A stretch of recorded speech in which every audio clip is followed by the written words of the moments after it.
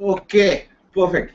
So I had a slight challenge with my, I think my Hangouts kind of did not interface well with my hardware speaker, but now I am back, and I found that out by recording a video separately, which so for almost 10 minutes of yapping didn't get recorded, which is absolutely okay. So let me start off again uh, with what I was kind of focusing on earlier. So I interacted with this particular organization, which is a manufacturing organization in the auto ancillary industry within India, and it is an organization which caters to one of these motorcycle manufacturers. The larger organization, the partner, is a motorcycle manufacturer. Now, a few things which they kind of shared with me verbally, and also which I culled out from a very simple questionnaire that I've created, a dipstick questionnaire, basically, which I kind of introduce for the initial change management perspective that I get as to when I try and understand as to what could be the challenges with the organization before I get into any kind of consulting assignment with them. So they said there is a lack of clarity. So there is lack of clarity with regards to goals at their level, and these are extremely senior people. These are people who are next level to the CXO level in the organization. Then there's lack of focus. If you're very second level of the topmost management says that there is lack of focus on projects, then there is definitely a lot of waste of resources that is happening, and there is definitely a need for some kind of change management which needs to be done over there. Okay. Then again, they say there is lack of discipline and lack of engagement. Now, lack of discipline and lack of engagement are probably things which trouble me much more, because those two others which are there, focus and your perspectives or goals, those can be fixed with a very simple structure. You can follow a MBO, or you can follow a BSc, or you can get into Hoshin and you implement Hoshin Kanri, or say Lean, or get into some of these structures. So you can implement that. But the lack of discipline and the lack of the second challenge that it spoke about, the lack of engagement, those are bigger challenges, these two, discipline and engagement, and they're kind of interrelated. So there are certain organizations which expect individuals to just be disciplined and not be engaged. There could be a challenge. But if you are an organization which expects people to be disciplined also, and you can also engage them while keeping them disciplined, then that's a wonderful thing to do. Now, for engagement, what I recommend is let's look at Maslow's hierarchy of motivations, or what he talks about. What Maslow is basically saying is that there is a pyramid, there is a hierarchical pyramid which is there. At the bottom of the pyramid are your basic needs, and as you go up in the pyramid, you go ahead and you reach a certain stage wherein you've gone into self-actualization. Self-actualization could be akin to following your own, let's say, following your own vocation, following something which is very close to your heart, wherein you are not necessarily bothered about growth or monetary gain or anything of that sort, but you are engaged in that particular assignment because you like doing this particular thing. It gives you some kind of mental and say a satisfaction of the inner self. Yeah. Okay. So that is the highest level of motivation. Now, what you want to do is you want to understand these levels of motivation and then measure the engagement levels of employees within your organization. The simplest model to adopt over here, and which is based on Maslow, is the Gallup model, right? So the Gallup organization has got an employee engagement model which is based on the Q12, the Q15, the Q3, and various structures that they have within this. So it graduates from the basic needs to the highest needs of an individual in the organization. Now, a challenge with this model, and I have a challenge with this model, like I do with most models, unfortunately. The challenge with this model is, how do you cater for employees who will fluctuate between these particular levels? Now, let's say in today's date, I am looking at my basic needs to be met, and there's a dipstick study or there's an engagement survey that happens within the organization. Firstly, these are self-report questionnaires, and there are a lot of challenges while administrating them, ensuring that individuals are not influenced by their leaders, ensuring that individuals are not forced by people to fill up these questionnaires in a certain manner. Now let's take example of something that happens within Dell. Dell as an organization has been doing something called Tell Dell for quite a while. I have not worked with Dell. I've never consulted with them. I have absolutely no idea. But I have met a lot of employees from Dell who went ahead and told me, oh, this is the season for Tell Dell, and during Tell Dell we get to drink whole lots. So that is not necessarily the kind of motivation you're supposed to provide to employees, so that they can fill a good questionnaire. So that's just so try and deploy the Gallup. Try and follow the Maslow's hierarchy, so your engagement and discipline, these two issues would get resolved. The next two issues that they've highlighted are lack of focus and too many things happening at the same time and nothing reaching any kind of execution or any kind of end result. Now you might have an excellent plan. You might have planned say 4 or 5 projects. You might have planned basis some SWOT analysis that you have done. You might have planned basis a lot of market analysis that you've done as part of your SWOT, or maybe separately also, or you might have planned certain projects basis what are the requirements which are coming from clients. So you prioritize your requirements and you say these projects we will work on within the organization, not necessarily change management projects, but your projects, your BAU projects also. But your strategy will fail if your change management process does not lie close to your CEO's heart and he does not go ahead and say, fine, now that the strategy is in place, this is how we will execute the plan. So which basically means that just creating the strategy piece is not the end for the CXO folks. This is the end of the path for us, and beyond that, let's just give this strategy sheet or a presentation or a video or a talk or whichever way, let's just give it to our next level, let them do whatever they want to do with it. No, doesn't necessarily work. Now, am I suggesting that the CXO level gets into some kind of micromanagement? Not necessarily. That is not what I'm suggesting. What I'm suggesting is use something like Hoshin Kanri. Okay? Use something like Hoshin Kanri to ensure that you resolve all of these problems. And there are 2 other problems which I did not mention. One is conflicting priorities, and the other is competing demands. Of course, sorry, excuse me. Okay. Now, I do a very different session, and which is more on the behavioral side, on conflict management. And the 2 things which I focus on over there, I mentioned over here, one is resources, the other is time.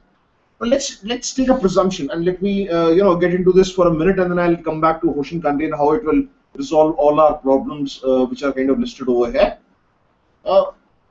Conflicts. Why do conflicts occur within organizations? So there's a lot of people who will say, there's a personality conflict, there's a conflict because of this, because of that. And I did a separate video on that, and I got some really funny feedback on that. Any which ways. So now what I'm trying to say is any conflict within the organization, before you reach the personality perspective of it, and you say, okay, these are 2 individuals who have different personalities, and because of which they're getting into a conflict, look at these 2 very basic thoughts. If there was no lack of resources, and if there was no lack of time, okay, look at these 2 things, resources and time. If there was no lack of these 2 things, do you presume you would get into conflict with absolutely anybody in your organization? Think about it. It's always a lack of or paucity of resources and paucity of time which is making us people get into conflict within organizations. Otherwise, we will not necessarily get into conflict. Just think about it. And if you can come up with some scenarios when you say, okay, resources, time, and maybe personality were not the factors for conflict, I would be very glad if you share them with me, so that my learning also. Okay. Now here is something that Hoshin recommends. They say don't do multitasking, do switch tasking. So what does switch tasking mean? Switch tasking means maybe I have got 2-3 different projects going on at a particular point in time. I need to allocate resources to them, say for half an hour to a particular project, say 1 hour to the next project, and maybe say 15 to 20 minutes on some of the tasks that I've given them. But while they're doing that, I need to ensure that they're dealing from the other responsibility. Then only my projects will be successful. Then only will they be able to focus on the work that they're doing. Having said this, there's a lot of organizations who run operational, contact centers and things to that effect, wherein an individual could be doing multi-chats at the same time. So presume I have this particular chat which is going on with a customer, say something on technical support. At the same time, I might have another chat going on with another customer, wherein I'm trying to sell them something. So imagine what's going on in my brain. This person saying my system's crashing, and telling the other guy, hey, why don't you try my data backup software or whatever it is. But that works. That can still work. It can work in circumstances where things are very, very operational. Your communication is extremely basic with the customer, with the end client. In those situations, it will work. But in projects, at a certain level within the organization, there could be switch tasking, but not multitasking. So that is one point. Okay. Stop doing. It says very simply, stop doing it. Stop doing too many things at the same time. Stop focusing on this and then that, and then plan A and then plan B and execution of plan A, plan B. Just do not do that. Focus on one particular thing, reach a certain target, say, okay, fine, we have success with this, switch over to another project if you have to. But abandon this one till then. Put it on freeze, sorry, don't abandon. Put it on freeze till then. That is again change management, right? So I was earlier discussing Kurt Levin with you, right? Extremely sorry, sometimes. Kurt Levin. So this gentleman has very clearly said that this is your as-is state and this is your desired state. You're introducing some kind of flux to ensure that you move from your as-is state to your desired state. This is also called the state wherein your current state you have exposed, you have unfrozen it, and then you are trying to refreeze again. And that's the actual terminology coming from Levin. Okay. So similarly, put one particular project on hold for a while and say, fine, we are switching over to the other project, and go ahead and execute that other project, right? Okay, now quickly going through this again. So how would you do that? Stop doing things. Prepare for change. How do you prepare for change? Internal communication, face-to-face, preferably. Let's say over a period of time you have realized that a few months down the line, this is a particular project that we would want to switch people to, right? There's a certain customer who's come with a certain demand for a certain, vehicles, some kind of bindings, some kind of wirings, and you probably being in the manufacturing industry, you say, okay, fine, if I could deliver this first, I can hold on to the other customer or the other client, and let me go ahead and kind of, get this done. So I have my assembly line which does not necessarily need to change. I don't necessarily need to get, new resources. I can take up this short-term project. So do that. That's absolutely okay. But what you need to make sure is you make a switch and then you switch back. And for that, you internally communicate. You let people know as to why we are doing this. And these are simple things. Most employees and most organizations will understand. But what they do not understand is that one fine day suddenly somebody says, okay, stop doing this work and start working on something else. They're humans, Too much of change, too much of everybody is not okay with it. And there are certain individuals who are. Certain individuals that I know of would be so totally fed up if you were to put them on one particular project and keep them on that particular project for say maybe more than 3 months or 6 months or whichever way. So those are people who are themselves seeking change. And that's a different variety of human being. Okay. So, but mostly people are not like that. Okay. Now again, here is something which is again specific to this particular discussion, which says PDSA, which is plan, do, study, and adjust, and of course the commonly known PDCA, which is plan, do, change, and act. Right. So there's not much of a difference between say adjust and act, but you are acting or reacting to a certain change whereas you are adjusting something. So you're saying I'm modifying this so that in the future this does not occur. So study and adjust, much more mature terms to use. Okay. Now again, the last one is DMAC. Define, measure, analyze, improve, and control. Okay. So what are these? What is PDSA? What is PDCA? What is DMAC? These are again change implementation methodologies, right? Whether it is Six Sigma, whether it is Adkar from Prosky, whether it is okay, I will not name any other change methodology, but these two and a few others that you are aware of, or which are which you can Google yourself. All of them have this basic criteria, wherein firstly they, following Levin's structure, firstly would want to understand what is it that you want to change and why do you want to change it, right? So whether it is PDCA which says plan, so what plan, plan the change, okay? The second thing that they want to consider is to what extent do you want to change. So if you got a plan, then do you have an execution plan also? And within that execution plan, who all would get involved? The most important thing in any kind of change management is to try and understand who are my stakeholders. And okay, let me, extremely simple, this is not that difficult. What you need to do is do some kind of stakeholder analysis. Let's say I'm creating a certain plan, and who is going to execute this plan? It's myself, my immediate boss, and say 3 people in my team. So here is a very simple structure of the team that is going to execute this change. We can be absolutely anybody in the organization.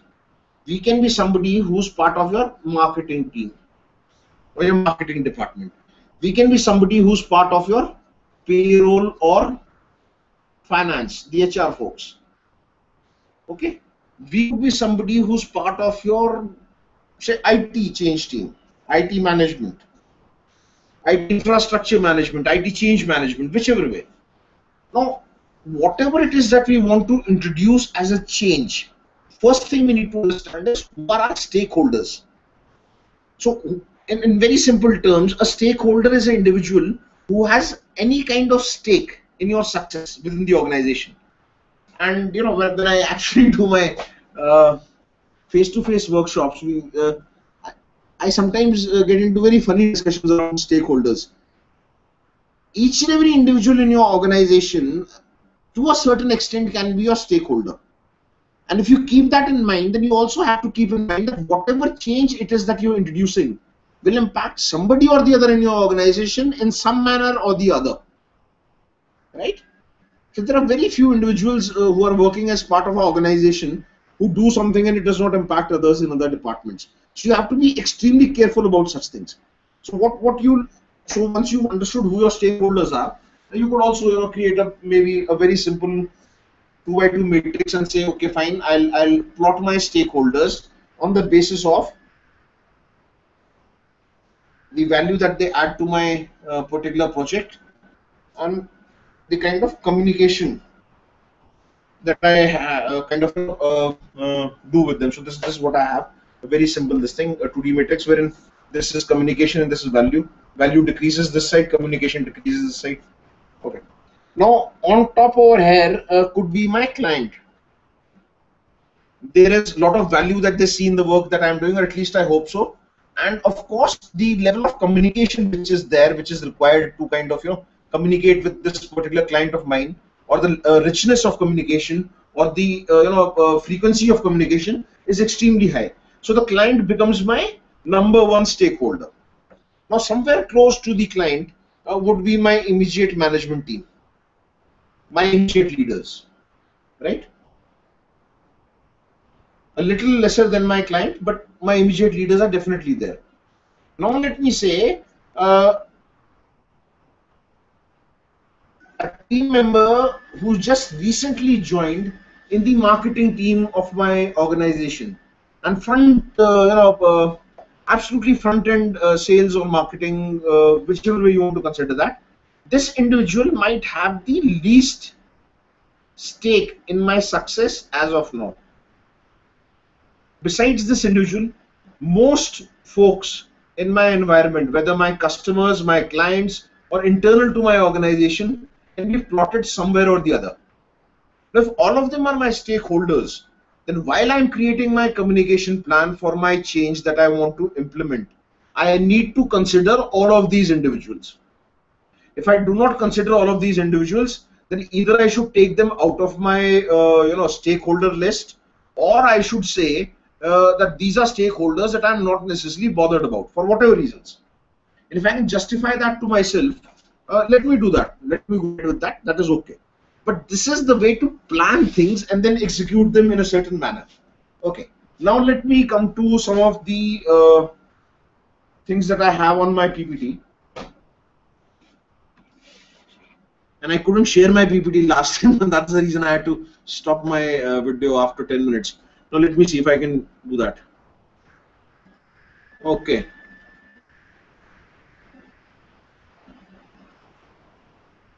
Okay, so I'm sharing my PPT with you, and this is I do not necessarily go to the full screen mode because I keep making changes in the PPT while I'm speaking with you, and I want you to see those.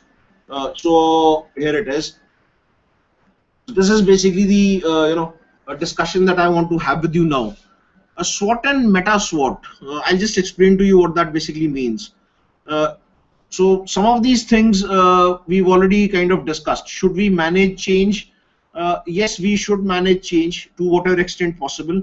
Can change be managed? Not always. So there'll be a lot of challenges to management of change, but we need to be cognizant of those challenges. We need to understand those challenges, and we need not shy away from those challenges and say, okay, fine, somehow automatically all of this will happen. It will not. It is your organization. You'll have to take ownership for it. Can change be understood? Yes, change can be understood to a great extent. And what is the need for change? So we saw initially, in the last video, that the need for change can be understood in two ways. One is there is an external change which is being forced upon an organization, upon an individual, or upon a system, wherein we say that this change is coming from the environment. The environment wants us to change, otherwise we'll be left behind somewhere. Versus internal change. So internal change also, different levels of motivation. We saw that as to how to kind of measure those for your employees, to try and understand whether Gallup is the best structure. And I do confess, Gallup is the best that I have kind of seen till date to measure internal motivation and engagement. So if that is what you want to do, it is highly recommended. Okay, what all kind of changes are to be managed? So there are different kind of changes that we've already seen, and let me further build upon that as I go through this presentation. And I come to my next slide, which is basically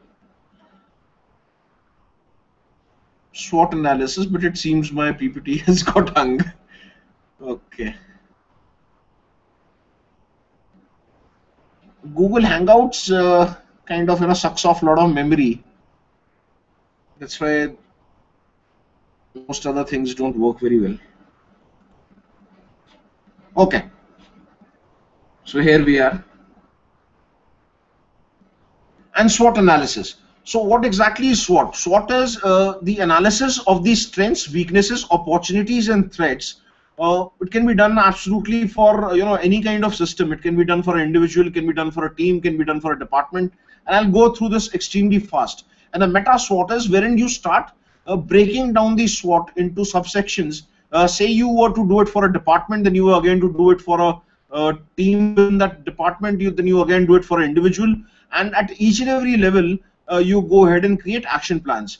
Now, while I put weakness over here, weakness is actually this piece over here, right? And I have not necessarily, I'm not going to focus on what could be the strengths, weaknesses, or whatever.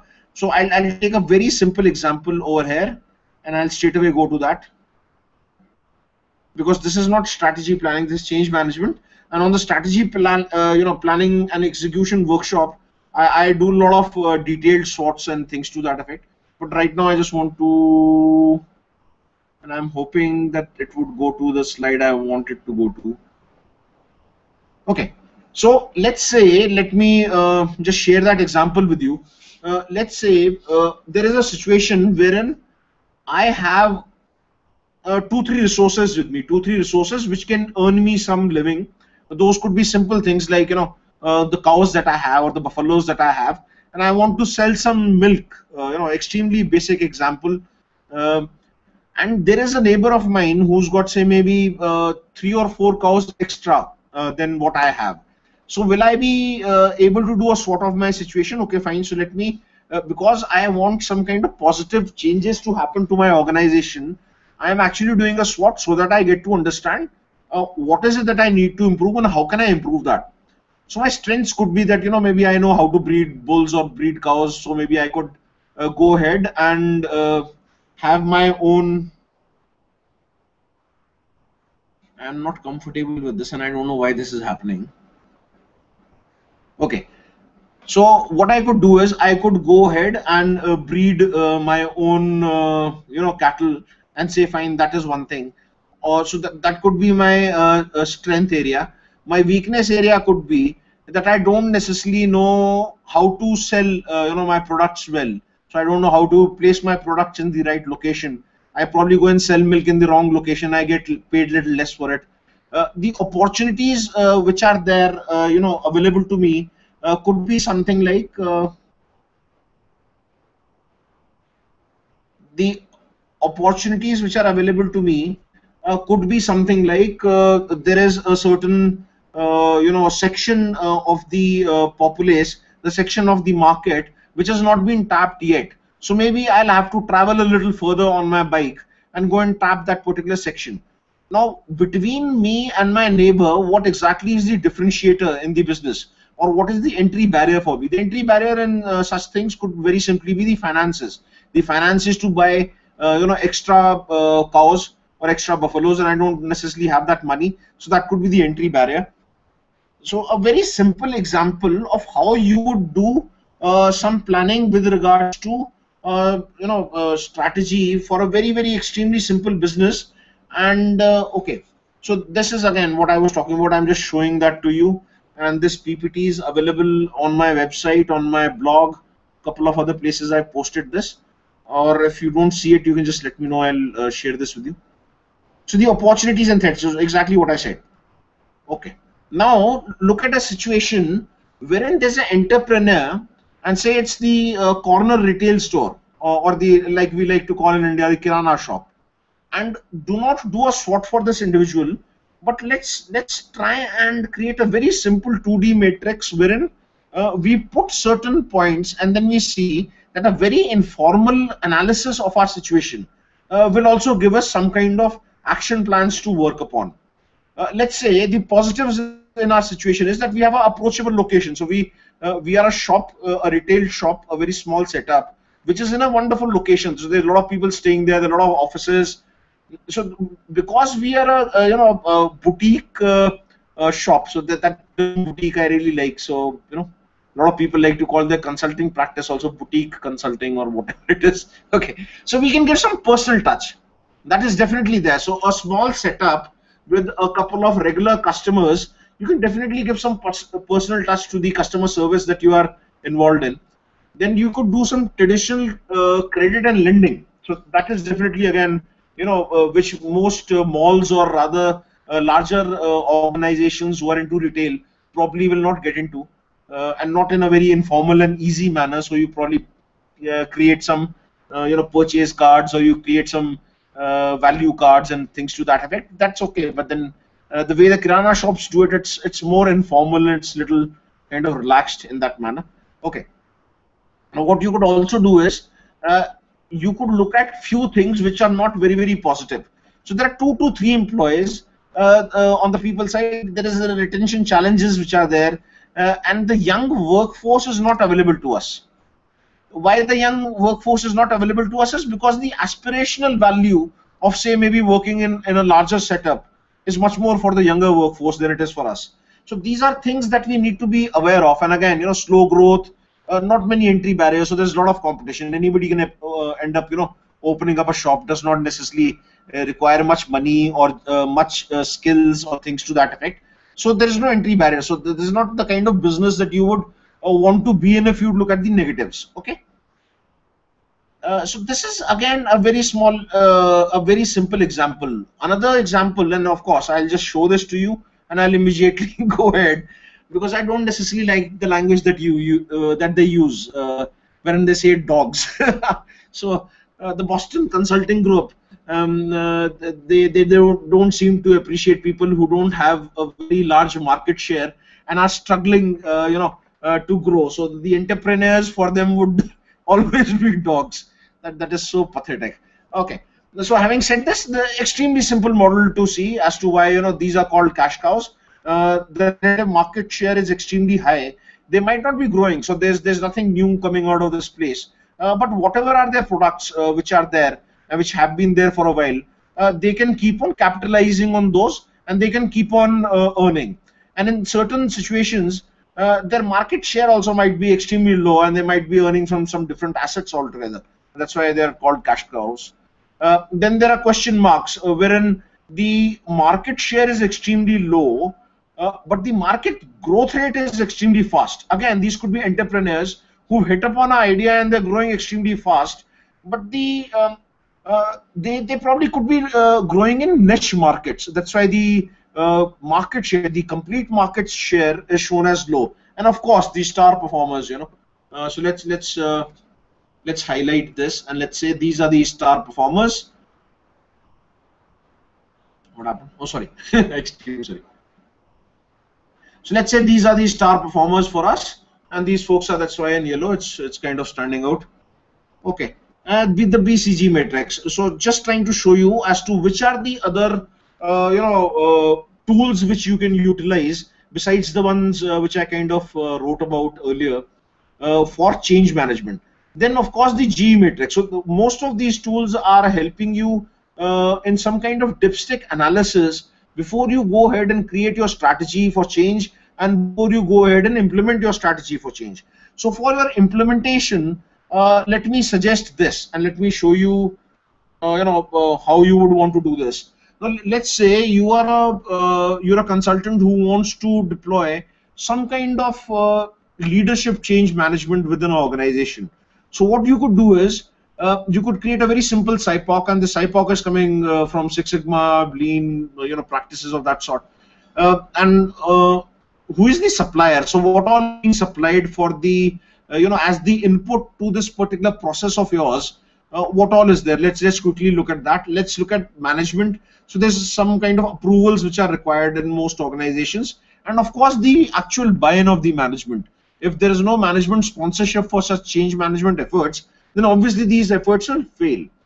Then the OD team, so the organization development team that you have, or the change team that you have, they will create the overall framework, they will take ownership for the framework, and they will also probably take ownership for the overall delivery.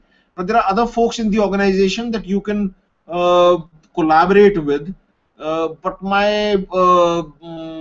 okay.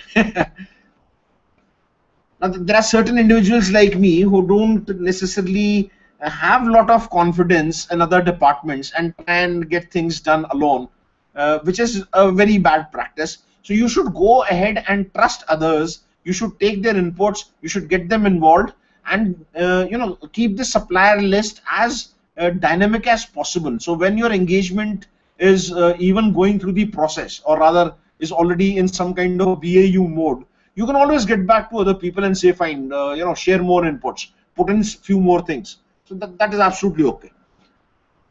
Okay, the inputs could be some kind of competency-based TNA, a training needs analysis. Now, some of you out there might be thinking, how are competencies related to a training needs analysis? Okay. It is not that easy to answer, and especially not in this session.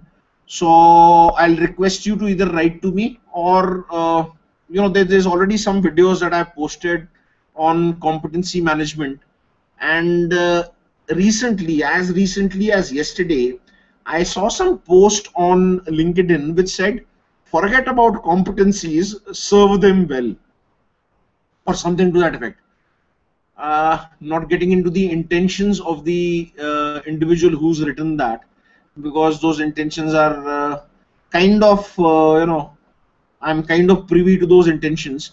And the individual is probably writing for the service-oriented departments within an organization, that forget about whatever competencies and other things that we might be talking about. Just go ahead and focus on serving the internal customer, which is a good intent, but probably that is not coming through very well. So competencies will never ever lose their relevance till something else comes which can tie an individual's tasks to the individual's learning needs and the individual's performance measures and potential measures, of course. So if there is a variable which will tie up the individual's tasks, the tasks that you actually perform, with the learning needs or the TNA or the TNI, then the potential measurements which are there, the potential measurements which are there, and the performance measures. If there is any other variable, then we can leave competency. Otherwise, we'll have to live with competencies. Okay. So enhance is, of course, the my own mentoring and coaching framework, and engage is again the leadership development workshops that I conduct, which I call engage. And let me see if this video is going fine, so I can continue with it, because my PPT seems to be hanging. Yeah, so I think you can see this clearly, and I'm also audible. Perfect. So I'll just go ahead.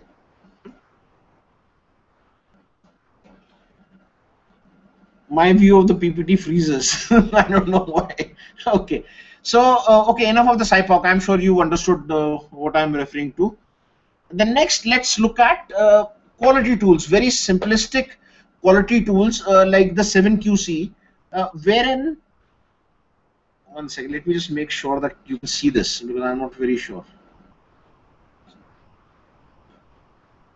I think you can. Okay. Now, the most basic tool amongst the 7QC or the 7 quality tools is the root cause analysis. And while I say brainstorming basics, let me just change this right away, because I don't want you to take the wrong impression. It is not brainstorming, but it is brain writing. Okay.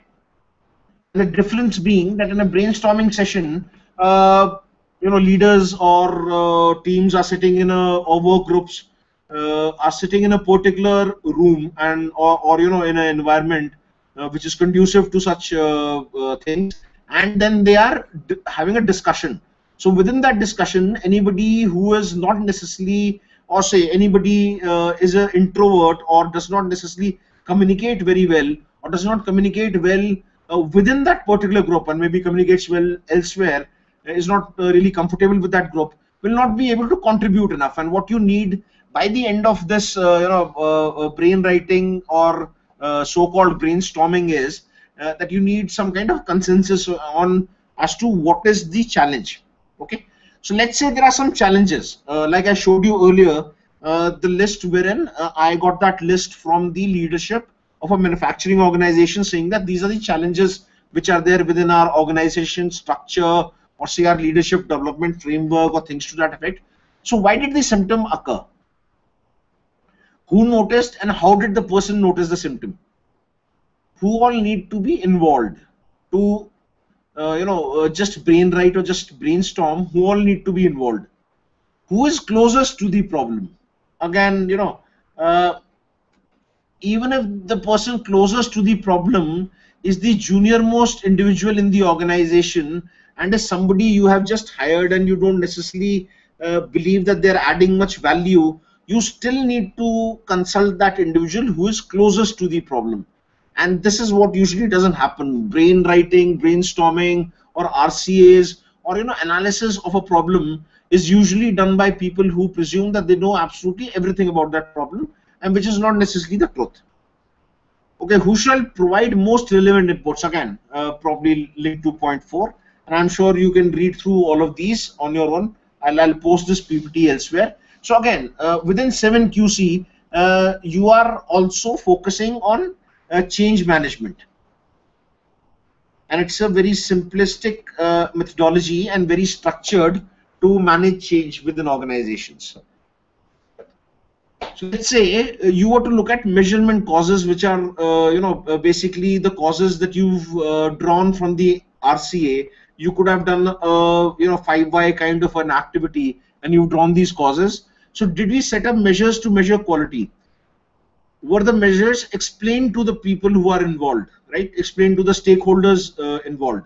Now you see over here what I was communicating with you earlier when I said a change management plan has to be there, an internal communication plan has to be there, a certain methodology you need to follow. That is exactly what is being explained over here, and they don't necessarily come out and say, they say this is quality control. They don't necessarily come out and say this is change management, right? But the linkages are apparent, and if you spend some time to see, then PDCA, PDSA, DMAC, all these things are talking about analysis, fixing something, and then again viewing it, watching it, waiting, and then again getting into fixing it if there is a challenge. And which is again the very basic Kurt Levin's model of change management. Okay, I think I've confused you enough with models and other things. And okay, I'm also done with this PPT, so let me come back to the okay, great. So now that you've seen some of these things, I have a few more things to share with you. And before I can kind of do some justice to this extremely vast subject, change management is extremely vast. There is absolutely no way anybody can do justice to it in a few hours, and that is what I've tried to do today. Okay, so we've covered this piece. We've tried to understand once you have requirements of this sort, what can be done. Okay, now again, as change management models within the personality side, there's Maslow, there's Herzberg, there's Type A personality, there's Type B personality. Then there is TKI for conflict management. There is situational leadership, SL1, SL2. Then what is this? Okay, yeah, of course. Okay, this again. Now, very recently, I went to an organization. I said, okay, what are your challenges? Tell me. So they said, do some team building for us. The moment somebody does that to me, I realize that the individual I'm talking to is an absolute fool, and I can do absolutely anything for him, and he won't realize anything, and he'll still pay me money. I'm so happy. I'm the happiest person in the world then. How do people even come up with these things? Do some team building for my. So okay, let me share some facts with you before I. Teams. The idea of teams was developed in UK during the Second World War. So there were these gentlemen. There was this Tuchman's hierarchy of teams, some kind of dynamic, this thing. So let me explain that to you. The forming, storming, norming, performing framework that came from a certain gentleman called Tuchman. How did he create that framework? Has anybody necessarily tried to get into that? It's very close to something that I've done in my life, because I have been with the Indian Army. I've served with the Indian Army for 6 years. And even though I've never kind of noticed this, but what I'm told is that this framework came from army officers who were being trained, for some kind of, say, post-retirement or a post-war kind of, work scenarios. And because they were coming from a certain background, because all of them were coming from a very, very structured background of the army, of the British Army or the Allied Army forces, most of them gave this impression to the psychologists who were reading their behavior, that for each and every group, this trend would be followed, that they would form, then they would storm, then they would norm, and then they would perform. But in today's date, with the latest research that is available to us, this has been negated. So you need not necessarily, start thinking of everything in your organization as teams. There are certain people in your organization who could be sitting on a particular floor. They could be working on very, very different projects, and they don't necessarily intermingle their tasks.